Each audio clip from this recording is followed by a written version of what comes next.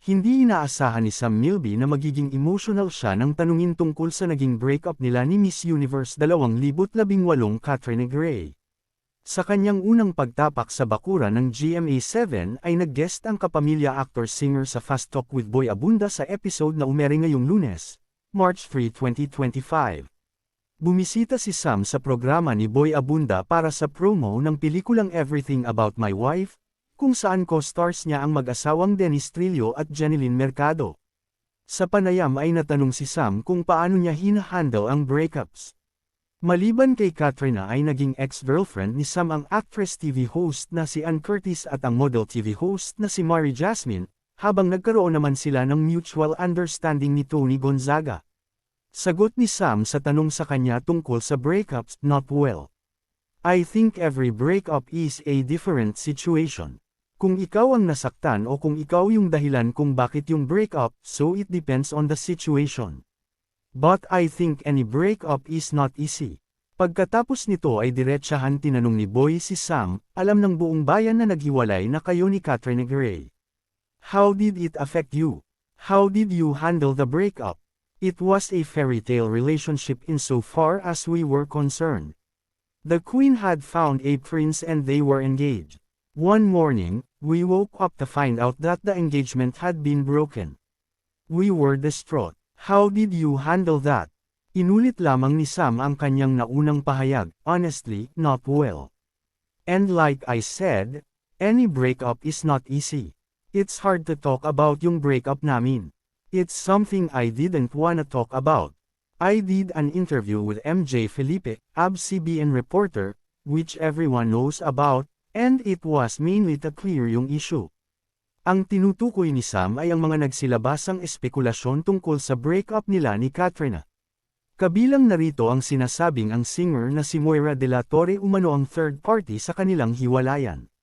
Paglilinaw ni Sam, "People wanna connect so many things and believe so many things na walang katotohanan. And I felt the need to clear yung issue na there was no third party, and yung sinasabi na si Moira yung third party. I wanted to make that clear, but it's something I actually didn't wanna talk about. Sa amin ni Kat, we've always been private about our relationship. And as respect sa kanya, I don't still feel comfortable talking about our relationship."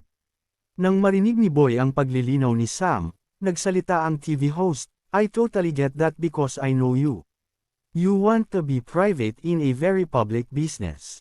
But what I am interested to know is paano mo hinarap yung paghihiwalay na yun, knowing that you don't handle breakups well." Sam, diretsa ito. "Number 1, I wanna address what you said. Maraming speculations dahil walang facts.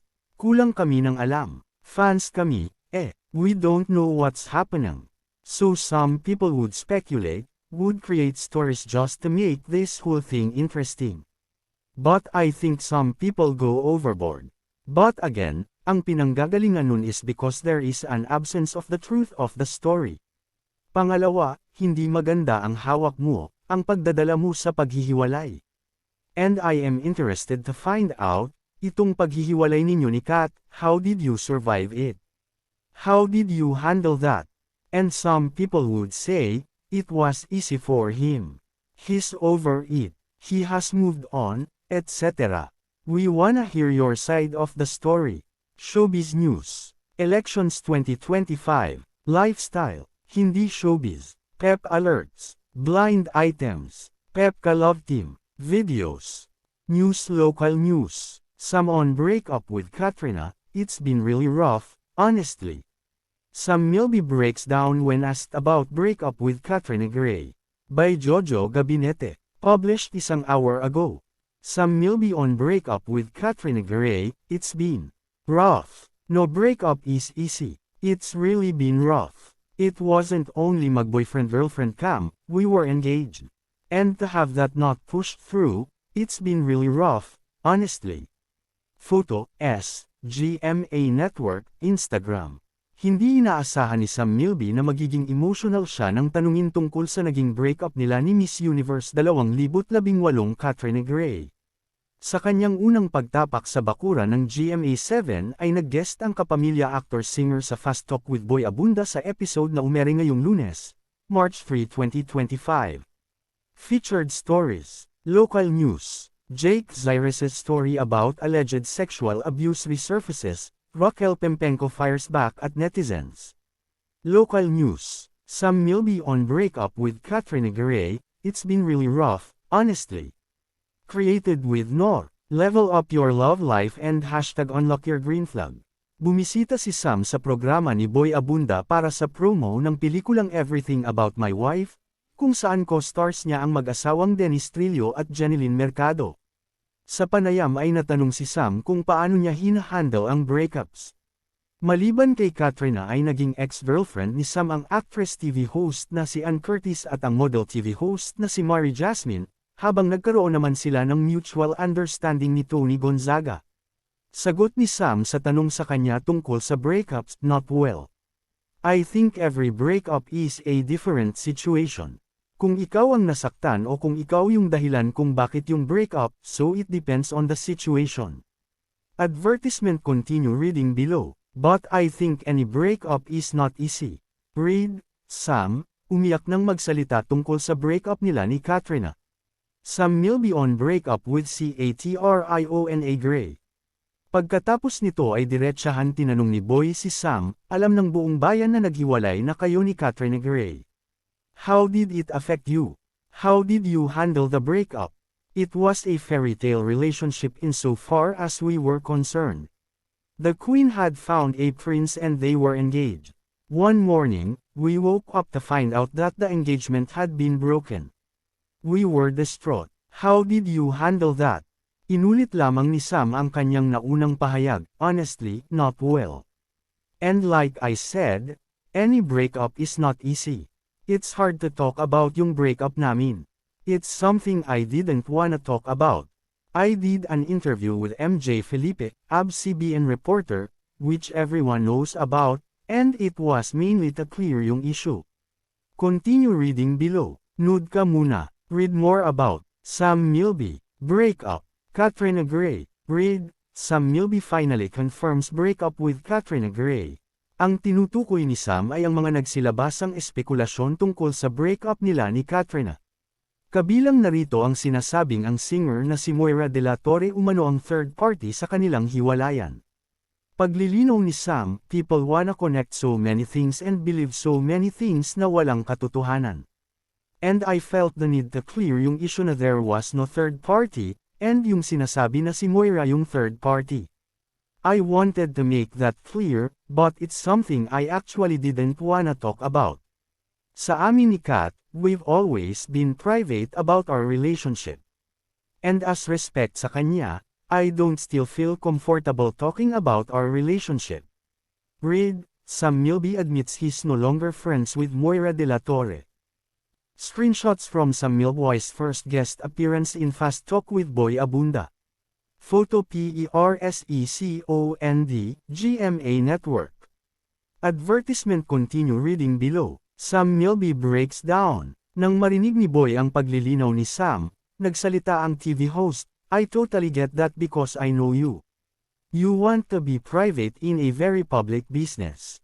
But what I am interested to know is paano mo hinarap yung paghihiwalay na yun, knowing that you don't handle breakups well. Sam, diretsa ito. Number 1, I wanna address what you said. Maraming speculations dahil walang facts. Kulang kami ng alam. Fans kami, we don't know what's happening.